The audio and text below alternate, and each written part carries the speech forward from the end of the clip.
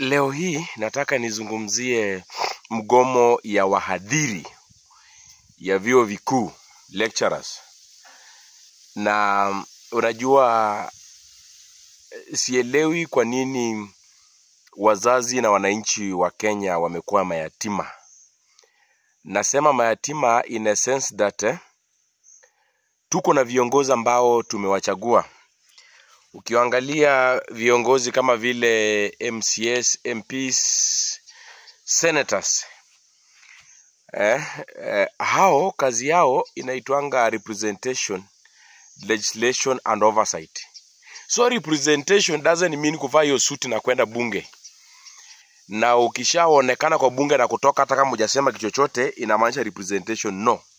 Now, leo hii tunaelekea miezi miwili tangu huo mgomo itokee, na inakumbuka kwamba tangu mgomo itokee hakuna governor ameongezungumzia, hakuna senator amezungumzia, hakuna mbunge amezungumzia, hakuna MCA wala women rep amezungumzia. Lakini wanazunguka tu Kenya, kila mtu akifanya vidole hivi. Ngendange, totam. Hakuna mtu yoyote wakiwa hapo mwenye ako na akili ya kusema huyu mzazi, hawa watoto. Kwanza kuna juzi watoto wenye wameingia shule juzi, first years. Imagine hawajakutana na lecturer hata mmoja. Wanaingia lecturers wanagoma. Huyo mtoto hajasoma. Nakumbuka huyo mtoto ambaye ako shuleni, huyo mzazi ambaye aliamka asubuhi saa 12 akaenda akapiga kura. Akapiga kura, huyo mzazi huyo analipa rent na mtoto hasomi. Amelipa school fees, mtoto hasomi. Kila siku mtoto anawapigia simu, baba leo gasi imeisha, chakula hakuna. Mzazi anajinyima, analima, anafanya kazi ya sulubu, anafanya kazi ya jua kali, anahakikisha kwamba mtoto wake mtumie pesa akule kwa shule. Sasa hawa watoto, kuna watoto wazazi, kila mzazi kwa kichwa chake anajua mtoto wangu by next year ana graduate, atoke nipumzike karo na kulipa rent. Sasa leo Kenya hii degree ambayo ilitaka nichukue miaka 4 sasa inachukua miaka 6. Sasa huyu mzazi huyu, nani atazungumzia huyu mzazi huyu? Huyo sasa mzazi huyo mwanamke asubuhi anaenda napiga kura yake, anarudi. Nani anazungumzia? Na cha maajabu kwamba lecturers wanadai pesa ngapi? Only 7.9 billion. Only 7.9 billion. Wakati juzi tukiendanga sisi majenzi, tukienda kuandamana, wanasema maandamano ya Nairobi peke yake kwa siku, kama watu wameenda kuandamana, watu wamefunga maduka, inaathiri uchumi na serikali inakosa 2 billion in a day. 2 billion in a day. Lakini leo hii kama tu serikali, rais wa Jamhuri ya Kenya, miezi miwili inaenda haujazungumzia anything kuhusu maneno ya elimu ya watoto yetu. Where are we heading as a country?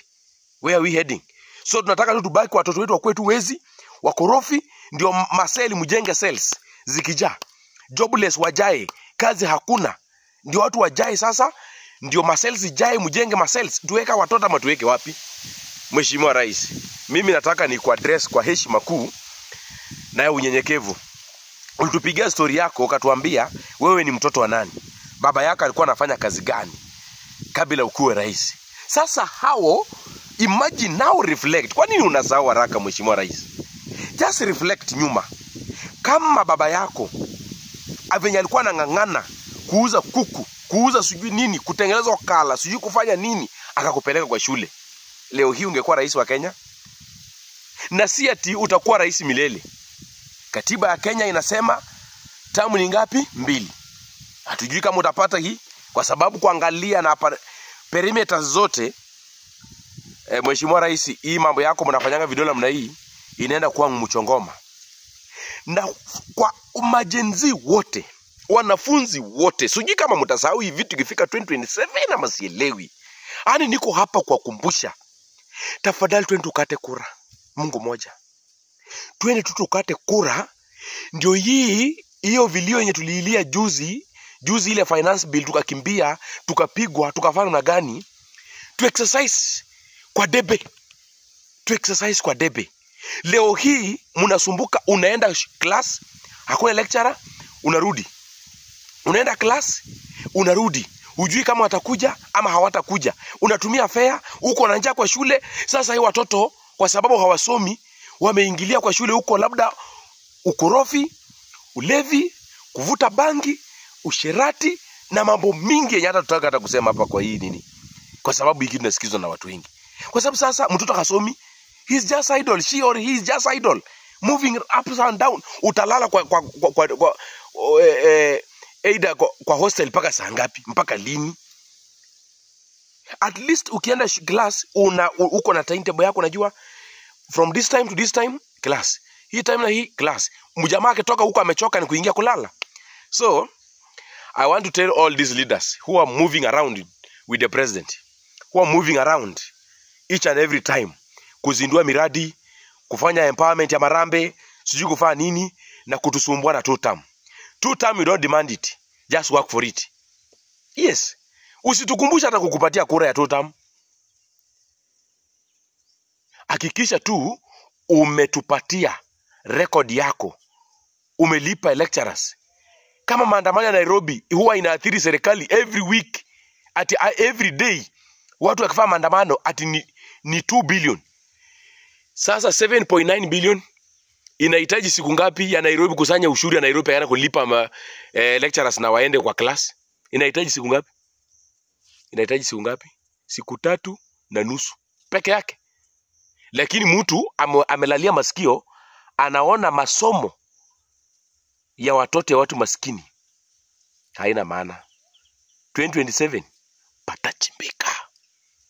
patachimbika.